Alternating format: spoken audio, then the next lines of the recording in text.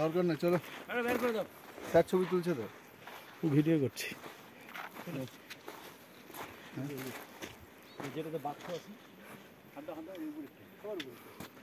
আমরা এখন বক্সা কোর জঙ্গল পার হয়ে চুনাভাটি নদীর বেডের উপর দিয়ে হাঁটছি। এর আগে আমরা সকালবেলায় আদমা থেকে বেরিয়েছিলাম। আদমা থেকে বেরিয়ে ডিমা নদীর সংযোগস্থলে একটা জায়গা যেখানে দুটো রাস্তা চলে গেছে, একটা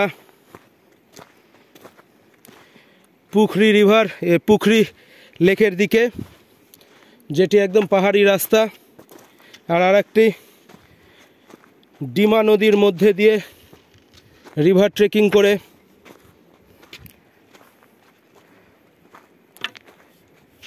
পুখরি লেকের নিচে চলে আসা। আমাদের গ্রেট দাদা কৌশিকদা, ওনার ইচ্ছে ছিল পাহাড়ি রাস্তায় পুখরি লেক হয়ে তারপরে এইদিকে আসা, কিন্তু গাইডের মুখ থেকে শোনা গেল যে সেই রাস্তার কিছু জায়গা ধস নেমে রাস্তাটা একদম শেষ হয়ে গেছে। তখন আমরা 5 জনের মধ্যে 4 জন ডিসিশন নিলাম যে আমরা ডিমা নদীর মধ্যে দিয়ে রিভার ট্রেকিং করে বক্সা জঙ্গলের দিকে আসব। সেই অনুযায়ী কৌশিকদাকেও রাজি করানো হলো। এই যে দেখছেন আপনারা চুনাভাটি নদী।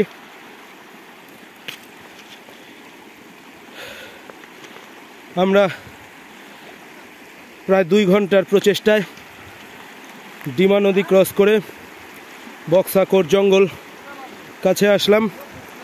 সেইখানে 1.5 কিলোমিটার একদম কোর এরিয়ার মধ্যে দিয়ে একদম নিঃশব্দে গাইডের পেছন পেছন আসলাম। আসার পথে একটি হরিণেরও দেখা গেল, কিন্তু সেই হরিণের ছবি দুর্ভাগ্যবশত আমরা তুলতে পারিনি। 1.5 কিলোমিটার রাস্তা ক্রস করার পর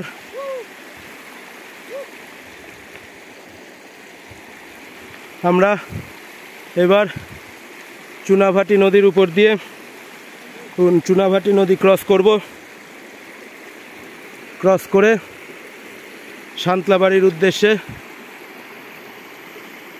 যাব।